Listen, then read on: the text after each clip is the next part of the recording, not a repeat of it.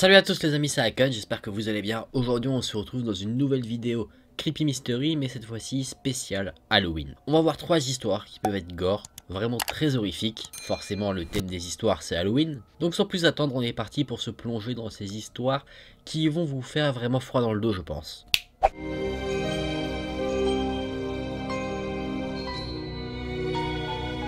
Il y avait une fille qui venait juste de terminer ses études d'infirmière. Elle a commencé à travailler dans un hôpital, et même si elle adorait ce qu'elle faisait, elle trouvait ça assez compliqué de travailler dans cet hôpital parce que les docteurs qui étaient sur place étaient des jeunes docteurs qui adoraient se faire des blagues entre eux. Elle vivait dans une résidence à côté de l'hôpital et c'était très dur pour elle parce que ces docteurs y vivaient aussi et ils restaient éveillés très tard le soir. En plus de ça, ils faisaient vraiment énormément de bruit. La jeune infirmière travaillait vraiment beaucoup, du coup elle était fatiguée le soir, elle avait besoin de dormir autant de temps qu'elle le pouvait et du coup ces nuisances sonores qui étaient dans sa résidence l'empêchaient de recouvrer toutes ses forces à chaque fois. Elle a tenté de parler à ses docteurs pour leur dire de faire un peu moins de bruit mais sans succès. Les docteurs lui ont totalement rigolé au nez. Ils lui ont dit en plus de ça clairement de se la fermer et de rester à sa place. Sympathique les docteurs hein. Pour se venger, l'infirmière décide de parler du comportement des docteurs à un manager dans l'hôpital. Du coup, les jeunes docteurs ont été réprimandés par ce manager, ce qui fait qu'ils ont eu quelques problèmes. Et du coup, sachant que c'était l'infirmière qui les avait balancés, les docteurs ont commencé à éprouver une haine féroce vis-à-vis de l'infirmière. Un jour, un des docteurs est allé voir ses autres amis docteurs en leur disant qu'il avait trouvé la farce idéale à faire à la jeune infirmière. Ça pue un peu déjà. Les autres docteurs ont accepté de l'aider à mettre en place cette farce. Du coup, une nuit, les docteurs se sont introduits dans la morgue de l'hôpital, ils ont coupé le bras d'un corps qui était là, et ils ont mis le bras dans la chambre de la jeune infirmière, à côté de son pyjama. Ils l'ont placé en fait sur le lit, et quand l'infirmière serait allée se coucher, elle aurait senti le bras avec ses pieds. Ils étaient vraiment très fiers d'eux du coup. Au moment du coucher, ils sont restés pas trop loin de la chambre pour voir un peu la réaction de la jeune infirmière. Quand la jeune fille est passée, les docteurs ont dû s'empêcher de rire parce qu'ils étaient vraiment très fiers d'eux. Et du coup, l'infirmière l'a remarqué. Elle était assez suspicieuse de leur comportement. Mais elle était beaucoup trop fatiguée pour enquêter. Du coup, elle est allée dans la chambre et a fermé la porte derrière elle. Les jeunes docteurs ont attendu patiemment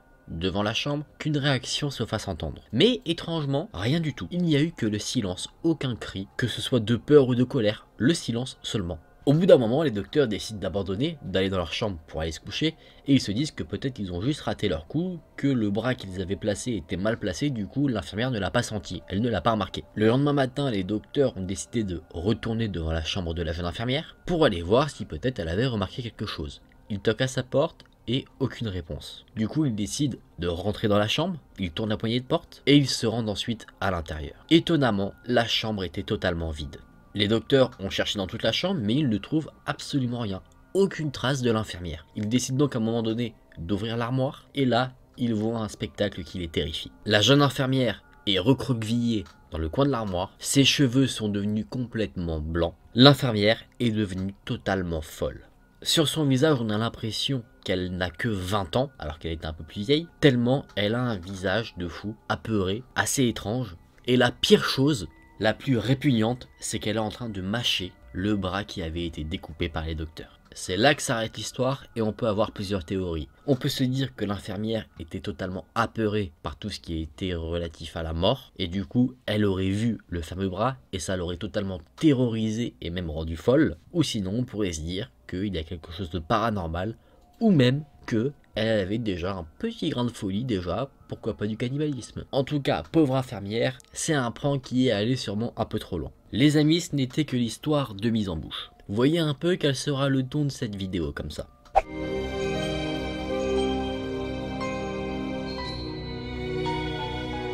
Dans cette histoire, c'était Halloween. Et il y avait un jeune homme qui s'appelle Robert qui rentrait chez lui après le travail. Toutes les maisons devant lesquelles il passait étaient décorées sur le thème d'Halloween.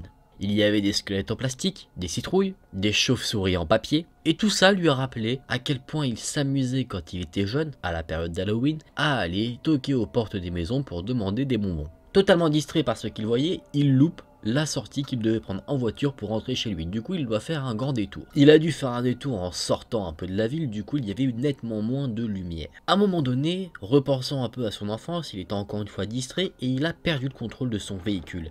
Il a manqué d'avoir un accident, du coup, il s'est arrêté sur le bas-côté de la route pour justement reprendre un peu ses esprits. Sa voiture a été un peu chamboulée, du coup il est assis dans sa voiture, il reprend ses esprits et il vérifie qu'il n'a pas été blessé par un choc. Une fois qu'il s'est assuré que pour lui tout allait bien, il sort de la voiture et regarde un petit peu si sa voiture n'a pas d'égratignure. À part quelques rayures, tout va bien. Le problème, c'est que dans sa manœuvre de récupérer le contrôle de son véhicule, quand il a un peu dérapé, il s'est coincé, du coup son véhicule était un peu surélevé sur une sorte de roche, du coup il devait appeler un dépanneur pour qu'il puisse le tracter et le tirer de cette mauvaise situation. Tout seul, il n'aurait rien pu faire. Robert regarde dans ses poches pour prendre son téléphone, mais pas de chance pour lui, il se rend compte qu'il a oublié son téléphone au travail. Robert se dit que cette situation pue totalement parce qu'il est au milieu de nulle part sans téléphone, donc il doit trouver comment appeler les urgences. Quand je dis les urgences, c'est le dépanneur. Il doit appeler de l'aide en gros. Il s'est dit peut-être qu'une voiture va passer par là, du coup il attend quelques minutes et aucune voiture ne passe. Il se dit, j'ai qu'à marcher et à un moment je trouverai bien quelque chose. Après avoir marché un instant, il distingue au loin une maison. Quand il est arrivé devant la porte de cette maison, il a remarqué que c'était une très vieille maison. Dans l'allée de cette maison, il y avait un vieux camion. D'ailleurs, la porte de ce camion était grande ouverte et elle balançait un petit peu. Le bâtiment semblait clairement à l'abandon. Il était un petit peu détruit. Le temps était quand même passé sur ce bâtiment parce qu'on voyait, vous savez, l'image un peu classique des maisons abandonnées, les fenêtres qui sont brisées, les rideaux qui passent au travers des fenêtres et qui se balancent au gré du vent, vous voyez un petit peu l'image. Et il y avait aussi un énorme silence. Le seul son qu'il entendait, c'était le son de son cœur qui battait parce qu'il avait fait un effort physique. Il entendait également le souffle du vent parce que c'était un jour assez froid en octobre. Robert s'est dirigé devant la porte de la maison et il a toqué plusieurs fois à la porte pour voir si quelqu'un habitait peut-être dans cette maison délabrée. Il n'a eu aucune réponse, du coup il se dit, cette maison il n'y a personne, je vais aller en chercher une autre. Il allait partir quand il a remarqué quelque chose d'inhabituel. De l'autre côté de la maison, il y avait des décorations d'Halloween. L'une d'entre elles, c'était un épouvantail assis sur une rocking chair, c'est-à-dire une chaise qui se balance. L'épouvantail portait un masque de squelette, et au fur et à mesure qu'il se rapprochait de là où il y avait les décorations, il commençait à sentir de plus en plus une odeur putride. Robert s'arrête, il regarde l'épouvantail et il sent que quelque chose ne va pas du tout. Il a un peu la chair de poule par rapport à ça. Il a l'impression que sous la paille qui constitue l'épouvantail, il discerne de la peau humaine. Pris de peur, mais aussi de curiosité, Robert se rapproche de l'épouvantail, il l'atteint et commence à enlever un petit peu la paille. Là, il tombe sous le choc, il tombe par terre, il fait une horrible découverte. Effectivement, dans l'épouvantail, caché sous la paille, il y avait un corps sans vie. La peau était tellement en piteux état qu'elle était violette et se décomposait. Robert essayait de se remettre de ce qu'il avait vu, de prendre conscience de ce qui se passait, quand il a entendu des bruits de pas venir de l'arrière de la maison. Un vieil homme est apparu de derrière la maison, et en voyant Robert, tout de suite, il a été surpris et lui a dit « Qui êtes-vous et que faites-vous ici ?» Robert va lui répondre en disant « Il y a un corps mort. » Le vieil homme s'est précipité vers l'épouvantail, il a enlevé toute la paille qu'il constituait, et c'est là qu'on va apprendre que le corps qui était dans l'épouvantail était le corps d'une vieille femme. Le vieil homme crie Millie, et là avec la voix tremblante il dit Millie, mais que t'est-il arrivé? L'homme commence à pleurer, il se tourne vers Robert en lui disant s'il vous plaît aidez-moi à la ramener à l'intérieur de la maison. Robert ne sait pas quoi faire, le vieil homme aide Robert à se relever et ensemble ils prennent le corps et la ramènent dans la maison. Ils l'ont mise dans une pièce qui était vide et le vieil homme dit à Robert restez ici, je vais appeler la police. Avant que Robert ne puisse dire quoi que ce soit, le vieil homme était déjà parti dans le couloir pour faire ce qu'il avait dit. Robert était dans la pièce avec le corps, la pièce totalement vide, et il se disait mais qu'est-ce qui se passe? Tout ça parce que j'ai loupé une intersection. Après avoir été un peu plongé dans ses pensées, Robert regarde autour de lui et il se rend compte qu'il n'y a pas que la pièce qui semble vide, mais toute la maison. Il n'y a pas d'ampoule pour éclairer, il n'y a pas de meubles, rien du tout. C'est assez étrange quand même. Il a attendu et encore attendu, mais le vieil homme ne revenait pas. Après 20 minutes d'attente, Robert décide d'essayer de trouver le vieil homme pour voir ce qu'il fait. Dès qu'il est allé dans le couloir, il a vu le téléphone. Et c'était un téléphone filaire qui était accroché au mur. Mais là, le téléphone qu'on utilisait était par terre et la ligne qui retenait justement au terminal du téléphone avait été arrachée. Robert commence à flipper, normal. Il était temps peut-être. Et du coup, il décide, bon ça c'est pas la meilleure des idées, de partir un peu en exploration dans la maison. Il n'y avait aucun signe du vieil homme. Robert commence clairement à paniquer et il décide de courir vers la porte arrière. Il ne savait pas où il allait, il continuait juste de courir. Il quitte le domaine où il y avait la maison et il continue. Au bout d'un moment donné, il tombe sur un magasin. Il arrive essoufflé devant une caissière et il lui demande, en l'implorant, d'appeler la police. La jeune femme lui demande qu'est-ce qui ne va pas, mais il était tellement essoufflé qu'il n'arrivait pas à répondre. Totalement épuisé, il s'assoit sur le sol en essayant de reprendre ses esprits et de reprendre son souffle. Quand la police arrive, Robert leur explique tout ce qui lui est arrivé. Il est allé à l'arrière de la voiture de police, et ils se sont dirigés ensemble vers la fameuse maison où il avait rencontré le vieil homme. Les officiers de police sont allés dans la maison et ont passé 20 minutes à retourner à la maison à la recherche de ce que Robert leur avait décrit. Étrangement, ils n'ont absolument rien trouvé. Il n'y avait pas de corps ni de vieil homme. La maison avait l'air d'être vide depuis des années. D'ailleurs, même le fameux camion qui était là devant la maison que Robert avait aperçu en arrivant était là depuis des années. Il ne fonctionnait plus. Robert a insisté en disant qu'il avait vu un vieil homme et un corps. Il dit qu'il l'a vu de ses propres yeux. Il fait même une description physique de l'homme à la police, mais il ne le croit pas. Robert arrive finalement à rentrer chez lui et quelques jours plus tard, il retourne au commissariat pour demander s'ils ont réussi un peu à résoudre le mystère qu'il avait vécu. L'officier de police le regarde avec un air assez étrange et lui dit « Effectivement, on a trouvé quelque chose. On a regardé les archives sur la propriété pour voir qui étaient les propriétaires de la maison au fur et à mesure du temps, et on est aussi allé questionner un petit peu quelques personnes. » Robert dit « Super, bonne nouvelle, et qu'avez-vous trouvé ?» L'officier de police lui répond « Eh bien, il y avait un vieil homme qui vivait dans cette maison. Des photos qu'on a pu voir, il correspond à la description que vous nous avez faite. Il avait également une femme qui a disparu. Et personne n'a jamais plus entendu parler d'elle après sa disparition. Certaines personnes pensent que le vieil homme l'a assassiné et enterré dans le jardin, mais il n'y a jamais eu aucune réelle preuve vis-à-vis de ça. Uniquement quelques rumeurs que les gens du coin se sont racontées. Il n'y avait rien de concret jusqu'à maintenant. Robert répond « Vous l'avez arrêté ?» Le policier dit « On aurait bien aimé, mais il y a juste un problème. » Robert demande « Et quel est ce problème ?» Et le policier répond, avec un petit sourire en coin, « Il est mort en 1963, la nuit d'Halloween. » L'histoire s'arrête ici,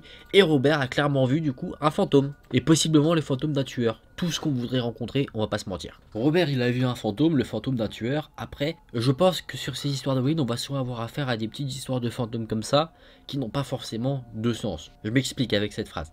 Ce que je veux dire, c'est que Robert il s'est retrouvé dans une situation assez particulière pour une raison un peu pourrie.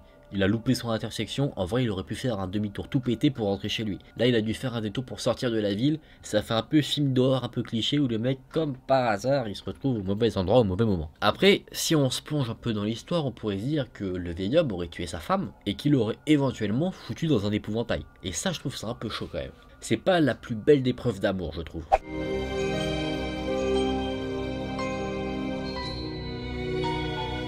Les amis, là on va faire le combo parfait pour Halloween, ne le faites vraiment pas par contre, on va aller pendant la nuit dans un cimetière. Et en plus de ça, on va faire un petit peu de Ouija. Dis donc, ça fait plaisir, non? Bah non, pas du tout. Dans cette histoire, du coup, on va suivre un groupe de jeunes amis, qui ont prévu, du coup, le soir d'Halloween, d'aller dans le cimetière du coin pour se faire un peu flipper. Dans ce groupe d'amis, il y avait 2 garçons et 2 filles. Les 2 garçons s'appelaient Carlos et Miguel, et les 2 filles, Paola et Rocchio. Ils avaient tous 16 ans. Initialement, l'idée vient des garçons. Ils ont proposé aux filles, et les filles, dans un premier temps, ont refusé. Eh, c'est pas pour rien qu'on dit que les filles sont plus intelligentes. Paola disait qu'elle avait un mauvais pressentiment vis-à-vis de cette petite expédition nocturne. Néanmoins, les garçons, par force de persuasion, ont réussi à convaincre les 2 filles de participer à leur aventure dans le cimetière. La nuit d'Halloween arrive, l'ensemble du petit groupe se retrouve chez Miguel et ils se dirigent ensemble vers le cimetière. Quand ils sont arrivés sur place, il y avait tellement de brouillard qu'ils avaient du mal à voir. Évidemment, les portes du cimetière étaient fermées et se tenant devant, ils ont entendu des bruits étranges venir des pierres tombales. Les filles étaient apeurées et ont suggéré au petit groupe de rentrer à la maison. D'ailleurs, Rocchio dit qu'elle regrette totalement d'avoir accepté la proposition. Elle a clairement le sentiment que quelque chose d'horrible va se passer. Et peut-être que Rocchio a des pouvoirs de prémonition. Mais les garçons, eux, refusent de partir et pire, refusent aussi de les laisser partir. Tu veux te mettre dans la merde, c'est ton choix, mais n'entraîne pas tout le monde dans ta chute. Miguel dit d'ailleurs: ne soyez pas des bébés, on n'a pas voyagé jusqu'ici juste pour regarder des portes. C'est Halloween, la nuit du diable, on est là pour se faire flipper. Carlos était sur le point de grimper au-dessus des portes du cimetière, mais quand il a attrapé le métal qui constituait la porte s'est ouverte. C'est-à-dire qu'en fait c'était pas du tout fermé à clé. Là ils ont tous eu une sorte de sursaut parce qu'ils ont entendu les cloches de la chapelle du coin qui sonnaient pour minuit. Du coup ils ont été assez surpris à ce moment-là. Il faisait assez froid aussi parce qu'on sentait clairement le vent frais qui passait justement au gré des arbres. Ça faisait un petit sifflement. Et là Miguel, il fait un move, il sort une planche de Ouija de sa veste. Et il dit avec une voix un peu maléfique, il est temps d'invoquer des esprits. Les 2 filles sont pas très bien. Et Carlos en voulant les rassurer dit, vous inquiétez pas, c'est juste un jeu. Carlos, t'es pas mon pote, tu sais pas rassurer les gens. Il dit également, il ne va rien se passer, il n'y a rien qui devrait vous effrayer. Le groupe de jeunes marche dans le cimetière, et à un moment ils arrivent au niveau d'une pierre tombale et ils s'arrêtent. Miguel pose son Ouija sur la pierre tombale, et le groupe de jeunes se place tout autour de la pierre, autour de la planche. Ils placent tous leurs mains sur la planche, et Miguel appelle les esprits pour essayer de parler avec eux. Au bout de quelques minutes, le pointeur de la planche de Ouija bouge, signe que les esprits apparemment sont là pour échanger. L'esprit qui interagit avec la planche de Ouija dit être une petite fille enterrée dans le cimetière qui s'appelle Sarita. Le groupe de jeunes pose plusieurs questions et à chaque fois l'esprit a l'air d'y répondre. À un moment donné, Rokyo, une des filles, sent quelque chose qui va tenir son poignet. Elle est totalement apeurée parce qu'elle voit qu'il n'y a personne qui lui tient le poignet. Du coup, elle lâche un grand cri d'horreur. Là, les adolescents ont peur, du coup ils décident d'arrêter de jouer. Enfin, une décision rationnelle. Mais là, ils se sont dit en fait à haute, ça y est, on arrête, on va partir. L'esprit utilisait la planche pour leur dire non, ne partez pas. L'esprit dit qu'ils doivent continuer à utiliser la planche à jouer, sinon ils vont tous mourir. Personnellement, comme moyen de pression, je trouve ça plutôt efficace. Miguel ignore les avertissements de l'esprit et range la planche de Ouija. Ils allaient tous partir du cimetière quand là, tout est devenu très sombre. Les adolescents ne voient vraiment plus rien dans le cimetière, ils ont du mal à se déplacer. Et là, il y a une sorte de vent très fort qui commence à sortir des pierres tombales. Les statues n'y résistent pas, elles commencent à tomber sur le sol.